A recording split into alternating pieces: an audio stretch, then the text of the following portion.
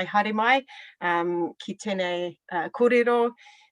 This evening's PENZ webinar is, sorry, I'm seeing the chat now, I've got to concentrate, is basically to set the scene here, folks. We're looking from a PENZ perspective, whereby our incorporated society is all about promoting quality physical education, as well as they're actively promoting and developing physical education opportunities within New Zealand for teachers and students.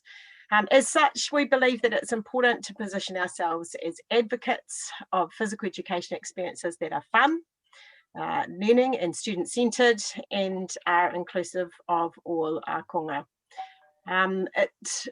Just reminding myself with my notes here that Tanya said she can't mute individuals, a group as a whole. So if you can just check that your mics are muted, then that will make it really clear for everybody. This webinar, hopefully, our intention is to inspire people to consider variations to the traditional cross-country in primary school that will align with our PENZ position statement. Throughout this webinar, there'll be opportunities to write feedback or questions throughout the chat function, and Tanya, our CEO, is overseeing that on our behalf this evening. Anything that can't be answered in the webinar can be followed up with us at a later date. So, PENZ's position statement on primary school cross-country has been posted recently on Facebook and is also available under the advocacy tab on our website. In summary, in case you haven't had an opportunity to read the document, the paragraph for me that's most powerful in terms of what this position is that PENZ, or Physical Education New Zealand, believes that being creative in how we engage ākonga or students in cross-country, and in this context can allow them to develop a broad range of physical skills, character qualities or dispositions, including perseverance and resilience, as well as social skills, while positively impacting self-worth. With me this evening is Kate Nay from the Manawakura team at Tairāwhiti in Gisborne. Kate has crafted the document that articulates PENZ's position on primary school cross-country, particularly events, school-based events. It is great to have Kate with me this evening, in particular as she has experience working with some schools who have been designing fun, obstacle courses that have reinvented what a traditional school cross-country looks like. So it gives me pleasure to welcome Kate now, who will introduce herself and help us to make connections with this particular position statement. Kia ora, Kate, and welcome. Thank you. Ko Kate Nei toku ingoa no Canada ho kia ora tātou. Tonight, basically, yeah, this is a chance to, I'm hoping, I know there's a lot of us on here, but I'm hoping that we can have a bit of a discussion. We certainly am not assuming that everybody has read the paper, but I'm hoping that you have. And, but just to kick us off, I think as we wanna, so me, yeah, I work in Gisborne. I'm originally from Canada, like I said, and Manawakura is our region's name for healthy active learning. So I've been involved working in primary schools here in Gisborne for about the last 5 or 6 years. And that really is probably what you need to know. I come at this cross-country kind of stuff from the perspective of a passionate teacher who loves working with kids and having them have adventures in cross-country. But I also know the flip side quite well because I grew up as a very competitive runner and so have a heart for those kids as well. So here we go. I think the first thing I want to kick off with saying is that we all know as teachers that good practice extends further than a one-off event or an event in itself. And so because that stands true, whether we're talking about PE or math or literacy or anything like that, and any kind of event that we're going to do with our students, I would like us to open up our chat function and just brainstorm for a minute about what possible learning opportunities exist or are involved in our typical cross-country kind of stuff, the run around the field, do laps of the playground, whatever it is. So just start firing them up there in the chat, and we'll watch them as they go. So if everyone's got their chat open, that would be very cool. So don't be shy, get in there. This webinar is going to depend on you guys as much as it is on me. So let's go.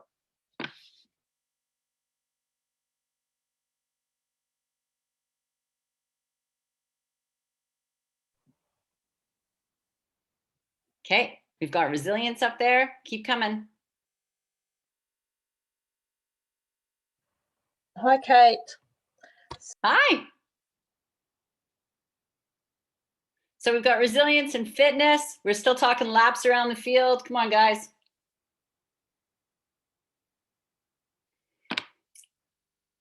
Perfect. Hi, Callum.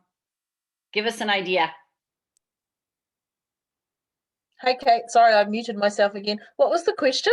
The question is, I want you guys to put out what possible learning opportunities exist in a typical run laps around the field cross-country event. Okay, thanks.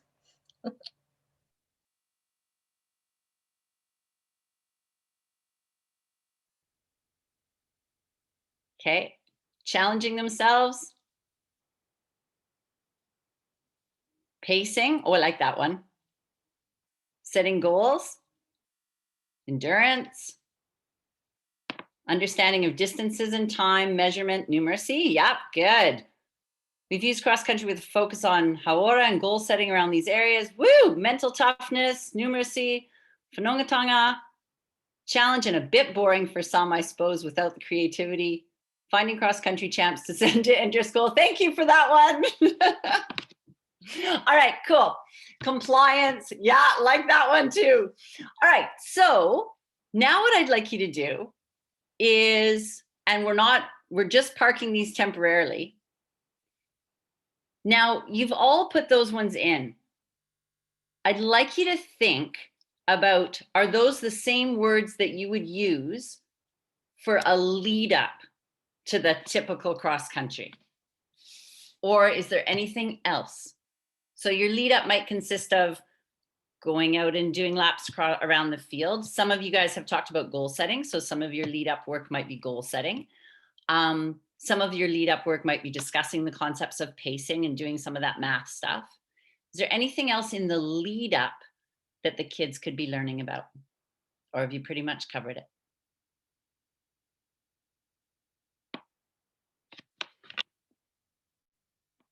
Is that like heart rate?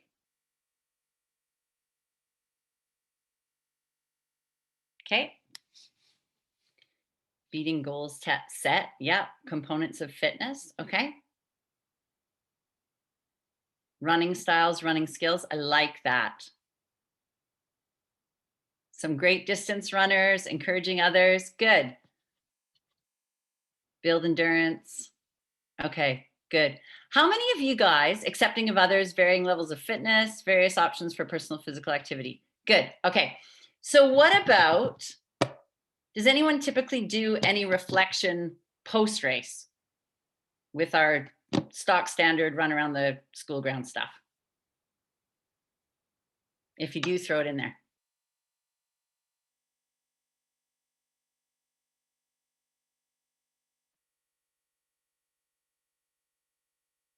Okay. So now what I want you to do, little bit of blue sky thinking. Yeah, reflecting on how they did with their goals. That's a good one. It's a solid one. It's for sure in there. Okay, blue sky thinking. I want you to imagine the coolest, most creative cross-country event you can. Picture it in your head. Or picture just the fact that you actually want to make one happen. And you're looking out at your school ground, and you're looking at your class, and you're going, how are we going to make this happen?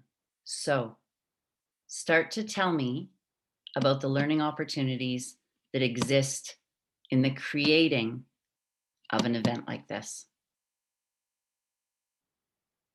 Just type them in.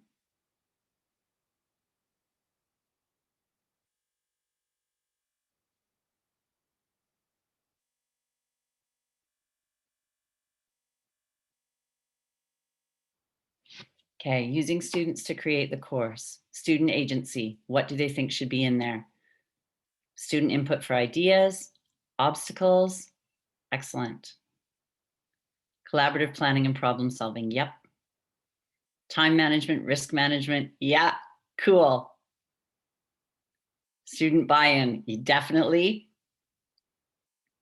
Up and down, trying to make it fun. Good, you guys. That's excellent. How we can use more of our school environment, cool.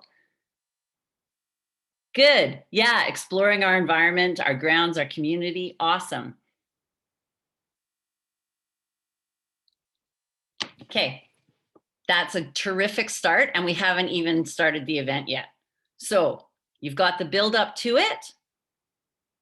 Now what I'd like you to think about is what's going to happen during it. What are the kids going to learn during the event? Go.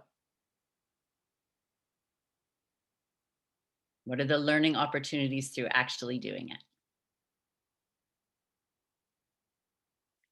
I love that. Ouch, that hurts. Yeah, good.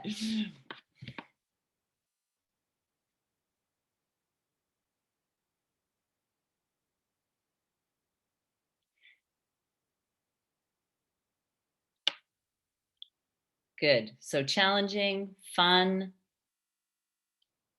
learning some lessons about risk, empathy, dealing with success and failure. Good. Running's better than walking. Awesome. Surprising themselves, how to support each other. Everyone can have success. Oh, so good. Trying new things. Yes. Managing themselves for sure. All right. Now, interestingly, you guys have come up with some amazingly super cool stuff that these kids are going to learn through this. How big my comfort zone is. And let me not forget the stuff that might happen afterwards. So, do you have some ideas about things they might be learning when they reflect back on that event?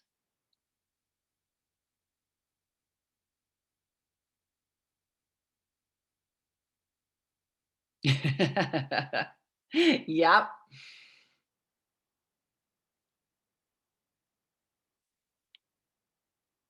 Good. Sense of success, application to other areas, mindset, sore legs, fun, challenging, building character. Good.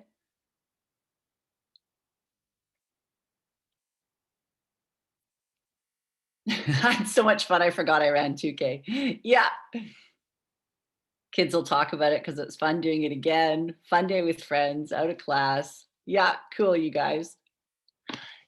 Now, what I want you to go back to now, if you can scroll back to that very first set of stuff you figured that kids would learn through a traditional cross country, I want you to look at those words and the phrases because they're really interestingly different between one and the other. And the question I would throw out to you is, can you still learn all the things that you put in that first group through doing a more innovative cross-country event? Let me know what you think.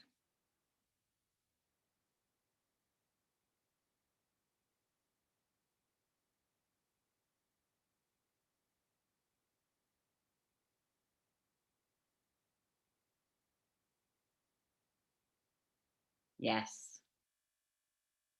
Yes, yes, yes. Perfect. You guys all get an A+. Perfect. All right. So really, I mean, honest to goodness, I guess the question to end it with then is, of the two then, which is going to be the richer learning experience for our kids? And if we can get all of that stuff that we want to get out of, or we think we get out of running laps around the field, and we can put it in a context that's more innovative, more creative, and a heaps more kind of cool, social, amazing stuff coming in there alongside the goal setting and resilience and toughness and all that stuff, and we can combine that together.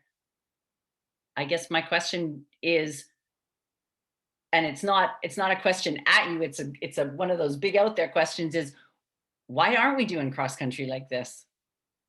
And I guess that's what I'd like to look at for the next part of this seminar is, let's talk strategy, because you guys are all out there as staff in schools dealing with either school systems or other teachers that are quite comfortable with things staying the way they are. And let's think a little bit about how we can maybe get the ball moving a little bit, or asking a couple questions that might get people thinking a little bit differently. And so I want to start that with, you guys have just had this experience of unpacking the two different events.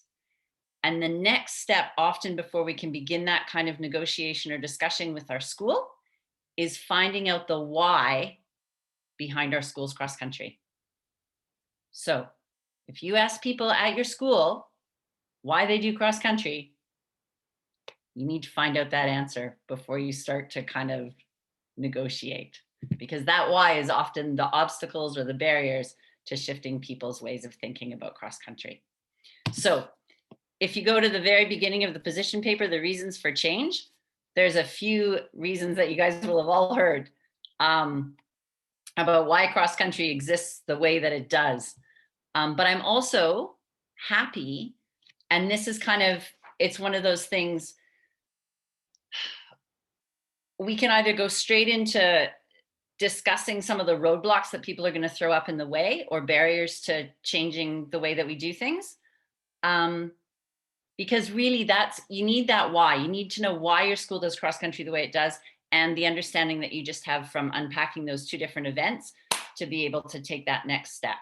So does anyone want to throw out their why their school does cross country the way that it's always been done?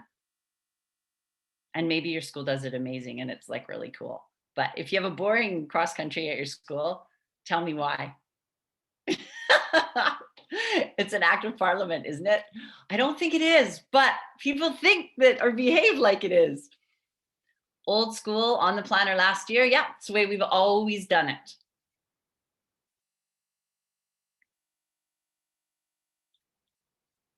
It's been done like forever. Yeah, tradition. Yeah, we keep doing the same. So huge emphasis on tradition, huge emphasis on it's always been like that.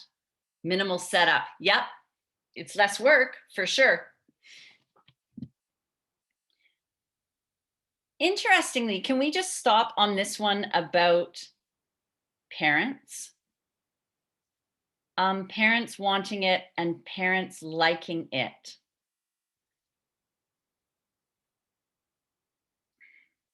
Parents are an interesting thing, as we all know. The thing with parents is that most often, and you guys, this may not be true in your camp, it's been true over here, and as a parent myself, I'd probably argue it too. Most of us want to see our kids having a really great time. And in cross country, we mostly want to see them. Like when they go whipping way off into the back of beyond and they come around and you just see them at the beginning and you just see them at the end, that's kind of not very fun. But if kids are doing laps around with all these funky, cool obstacles and that they've made up, and you maybe even get to kind of do it with them, it's pretty fun. And most parents, I don't know, I can't speak for, the parents that you have at your school, but with a little bit of convincing, they'll give it a crack. Restrictions and what we can do within school grounds, fair enough, but that's part of the problem solving with your kids, hey? To qualify for the next level of competition, that's one of my favorite ones. I'm hoping that on here tonight, there's a couple other people that were competitive runners at school. Because to unpack this one, You got to understand those kids. And those kids, although they get a momentary blip of satisfaction from creaming everybody else at the school, because it might be their chance to like look really good because maybe they're not rugby players. But really, they already know they're faster than all those kids.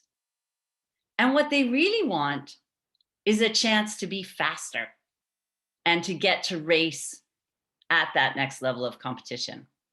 So by just letting them run around the field and beat everybody who they already know they're faster than, are you really serving those kids that well either?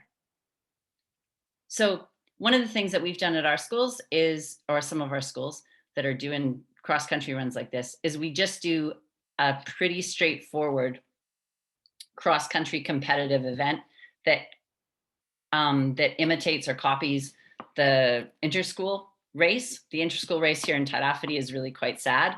It's flat, it's 3K, and it's on grass. And that's about it.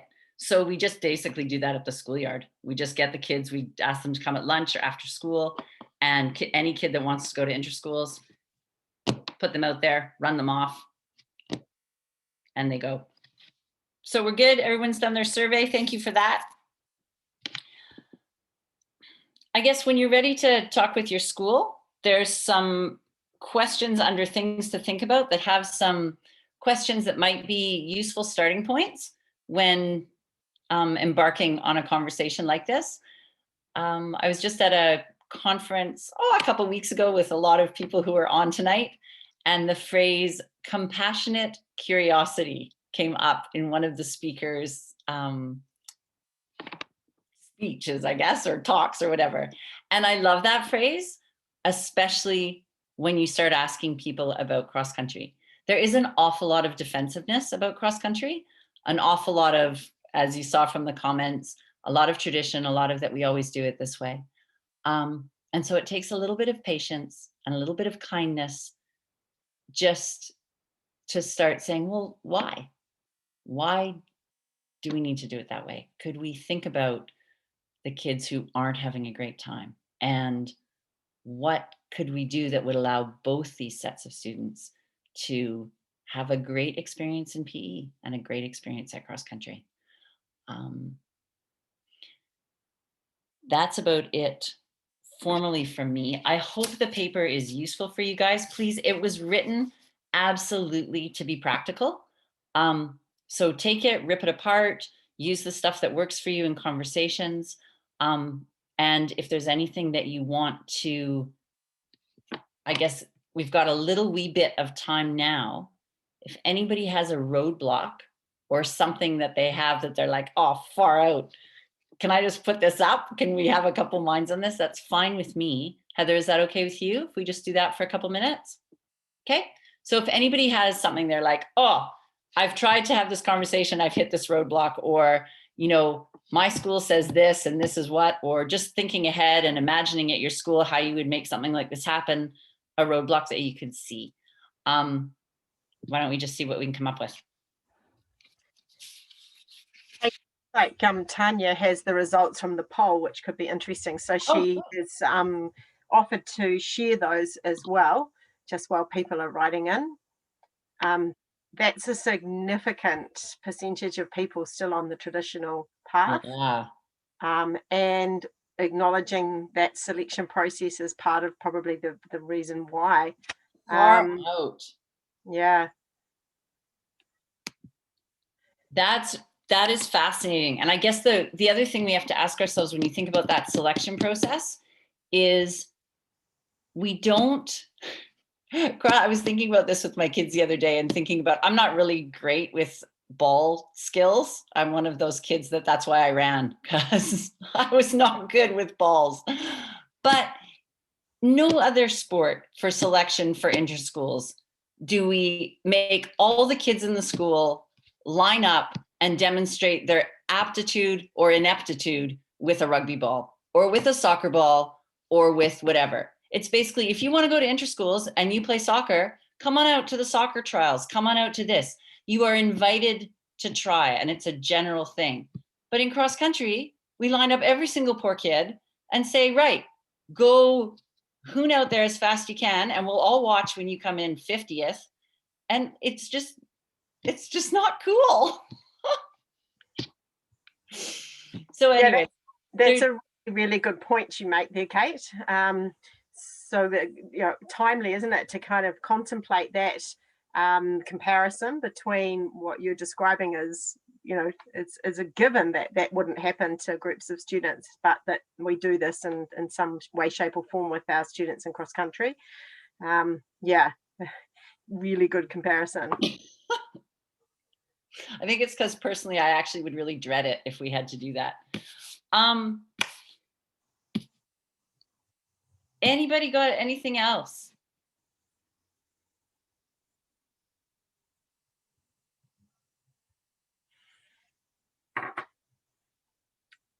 And really, the schools that have done the separate run, like, you can combine it, but it is tough with a mud run and kind of a fun one. Yeah, and swimming sports. Yes, fair enough. It is hard to run an all-inclusive, super creative one and make the same event competitive. And really, it doesn't play out well because that's not the kind of event they're asked to do at interschools. It really does tend to be, hive off those kids, give the ones that maybe are borderline a few words of encouragement. You guys all know the magic as teachers. If you say to a kid, wow, I watched you in class today, you're really quite speedy. You should come on out today at lunch. We're doing the trials for interschools or whatever. That's pretty powerful.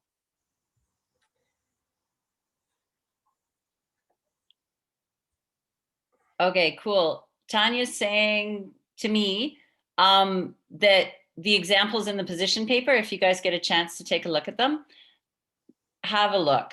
They're fun, they're quick, they're just 2-3 minutes long, but they give you a sense of what's possible with cross-country events and on small scale. Like, we're talking about schools that are city schools in Gizzy. They've got a playground, they've got some grass, that's about it. Kate, there's an interesting one there from Kimiura, talking about the remaining time within a 6-week period that would normally have been committed as part of physical education for the development of cross country.